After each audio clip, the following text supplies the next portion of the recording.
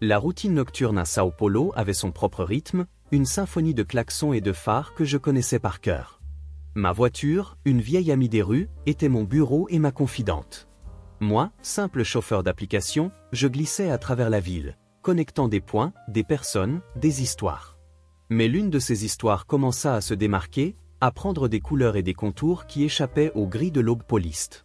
Elle apparut soudainement, lors d'une de ces courses nocturnes, une demande sur l'écran qui allait devenir l'exception à ma règle. Je me souviens de la première fois que je l'ai prise, une silhouette élancée sous la lumière jaunâtre du lampadaire, avec un sourire qui semblait illuminer toute la rue. Son nom était Anna, et elle devint ma passagère assidue des aubes. Chaque jour, à la même heure, à la même adresse, j'allais la chercher. Nos conversations commencèrent avec la formalité d'un service, mais se transformèrent rapidement en quelque chose de plus, quelque chose que j'attendais avec une anxiété presque juvénile. Le trafic de Sao Paulo, auparavant un fardeau, devint un complice. Au début, nous parlions du temps, du travail, des petites frustrations quotidiennes. Mais bientôt, les couches commencèrent à tomber, révélant des opinions, des rêves, des peurs. Elle avait un humour acide et un rire contagieux qui remplissait la voiture et me faisait oublier la fatigue. Je me surprenais à sourire seul dans le rétroviseur, attendant le moment où la notification de sa demande apparaîtrait sur mon portable. C'était un rituel, une partie essentielle de ma nuit que je n'osais pas avouer à voix haute. La passion, comme un parasite, commença à s'installer, grandissant silencieusement sur le siège passager. Je me retrouvais à ajuster la climatisation pour qu'elle se sente plus confortable, à choisir les musiques que je savais qu'elle aimait. De petits gestes, presque imperceptibles, mais chargés d'un sens que seul moi comprenais. Je commençais à dévier de l'itinéraire le plus rapide, à trouver des raccourcis qui, ironiquement, allongeaient le chemin. Chaque minute de plus avec elle était un cadeau, un trésor au milieu du chaos urbain. Les étoiles à Sao Paulo sont rares, éclipsées par les lumières de la métropole, mais pour moi, elle était l'étoile la plus brillante.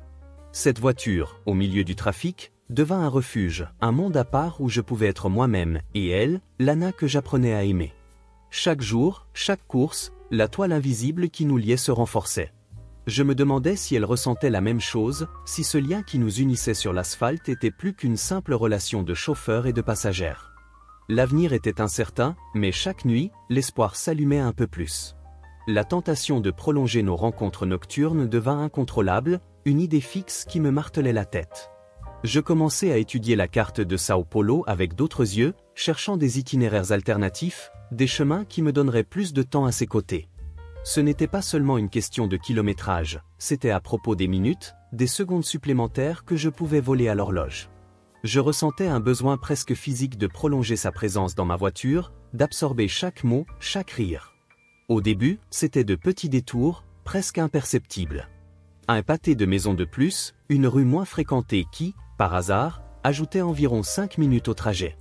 Elle, inconsciente de ma subtile manœuvre, semblait ne pas remarquer la différence, ou peut-être, et je l'espérais, elle aimait aussi ce temps supplémentaire.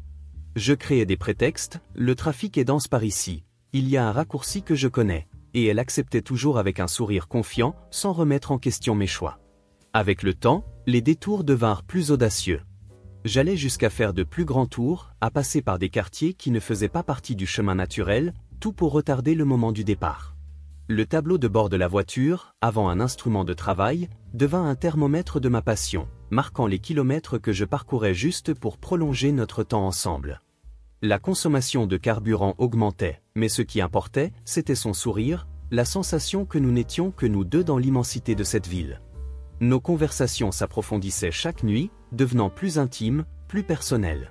Je parlais de mes peurs, de mes rêves simples, de la solitude qui m'accompagnait avant qu'elle n'entre dans ma vie. Elle, à son tour, partageait des histoires d'enfance, d'un frère qu'elle aimait beaucoup, de projets pour l'avenir. Les mots coulaient naturellement, créant une bulle de complicité qui me faisait me sentir complet. La voiture, avant un habitacle solitaire, se transforma en un confessionnal privé.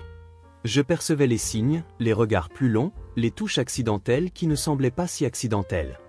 La tension dans l'air était presque palpable, une électricité qui courait entre nous, promettant quelque chose de plus. Je rêvais du jour où elle m'inviterait à entrer, pour que notre connexion s'étende au-delà de la voiture et des rues. Chaque détour, chaque kilomètre supplémentaire, était un investissement dans cet espoir, un pas de plus vers un avenir que j'espérais désespérément construire avec elle. L'attente était douce, mais aussi agonisante. Ce jour commença comme les autres, avec le soleil se levant timidement sur les gratte-ciel de Sao Paulo et l'odeur de café frais envahissant mon petit appartement.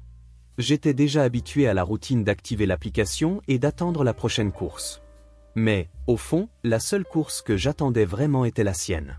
Chaque nuit, je me préparais pour un nouveau voyage aux côtés d'Anna, rêvant du moment où la barrière invisible entre nous se briserait enfin. Tandis que je la ramenais chez elle, la conversation coulait avec la naturelle que nous avions bâtie au fil des mois. Nous parlions de projets, de la chance que ce serait de prendre quelques jours pour voyager, fuir le chaos de la ville. Les rires étaient plus fréquents, les regards plus longs.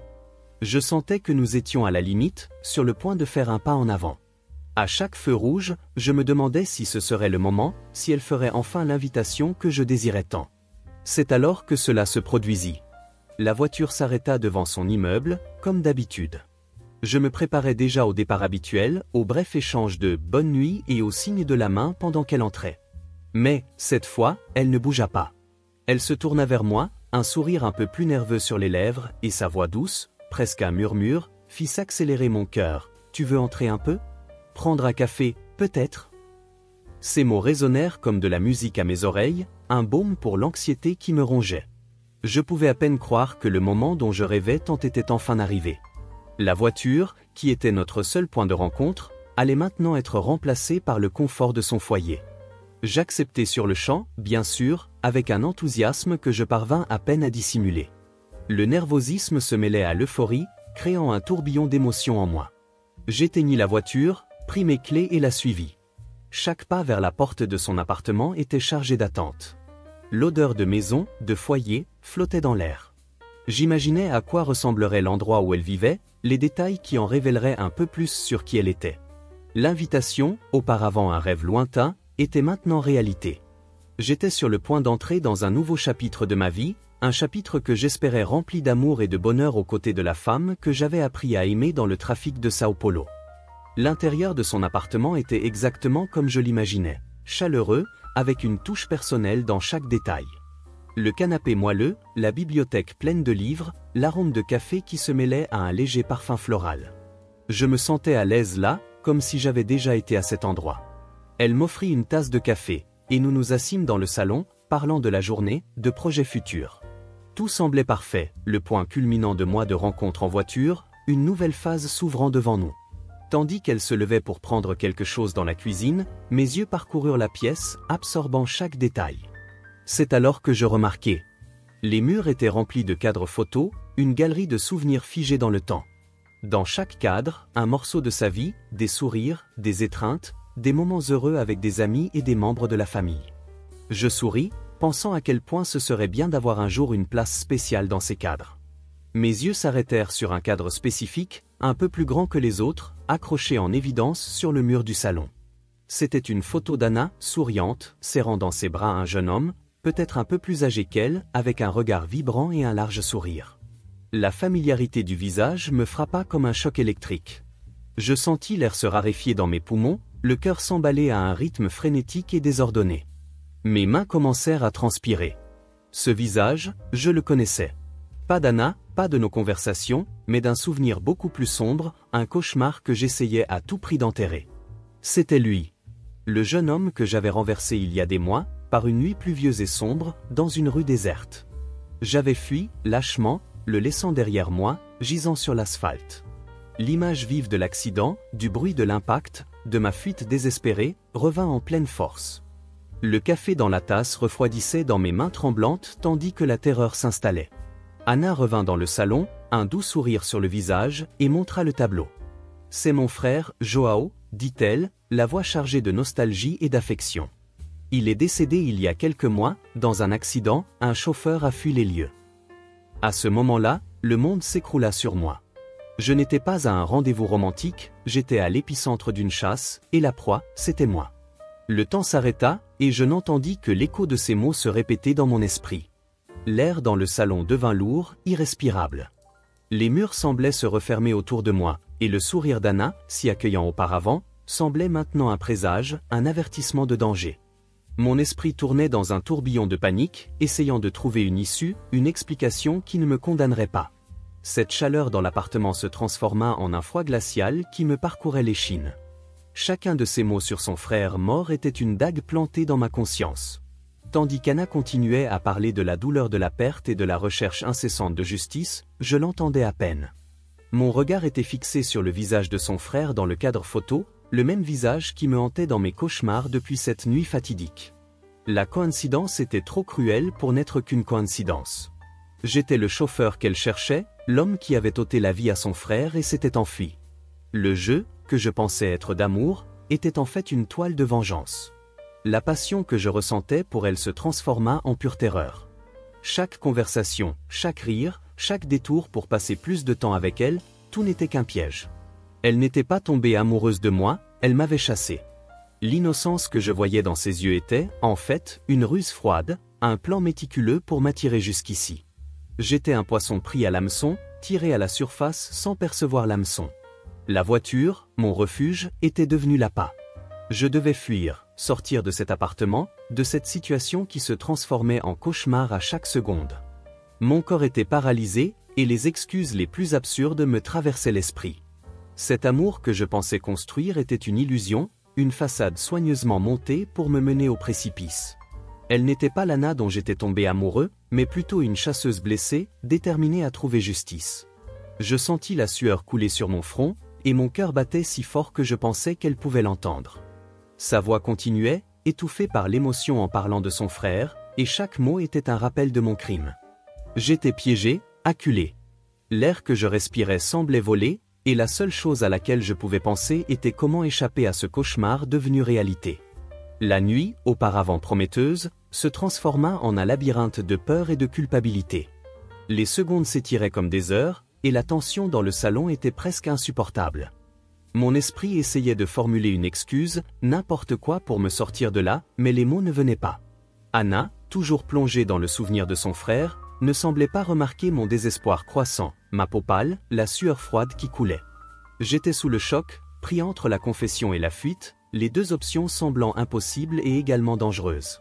Sa voix continua, décrivant la recherche de réponses par la famille, la frustration avec la police, la promesse qu'il s'était faite de trouver le responsable. Chaque phrase était un marteau frappant sur ma tête, scellant mon destin. Cet appartement, que j'espérais être le début d'un nouvel amour, était devenu mon propre piège. Il n'y avait nulle part où courir, ni où se cacher. Soudain, l'ambiance sembla s'obscurcir, et un sifflement aigu commença à résonner dans mes oreilles. Elle avait mis quelque chose dans le café que j'avais bu. Je ne parviens pas à me souvenir des détails exacts de ce qui s'est passé ensuite. La réalité se déforma, fragmentée en éclairs d'images et de sons. Son regard, autrefois doux, se transforma en quelque chose de froid et de calculateur. Je sentais comme si la vie elle-même était drainée de moi, et il n'y avait rien que je puisse faire pour l'empêcher. Le monde tourna, et la dernière chose que je vis fut le tableau sur le mur, le sourire de son frère. L'appartement, la ville de Sao Paulo, ma voiture, ma vie, tout disparut en un instant. Je n'eus pas le temps de réagir, de me battre, de me défendre. Ce qui s'est passé dans ces derniers moments est un flou, un brouillard qui s'est emparé de ma conscience, emportant tout souvenir. Après ce jour, ma voiture fut retrouvée abandonnée dans un parking isolé. L'application resta active pendant quelques heures, puis cessa de répondre. Le chauffeur d'application, qui était tombé amoureux d'une passagère et s'était retrouvé pris dans une toile de vengeance, ne fut plus jamais revu. J'ai disparu, sans laisser de traces, comme si je n'avais jamais existé. Au final, sa chasse fut couronnée de succès, et je ne devins qu'une autre histoire de disparition dans les rues animées de Sao Paulo.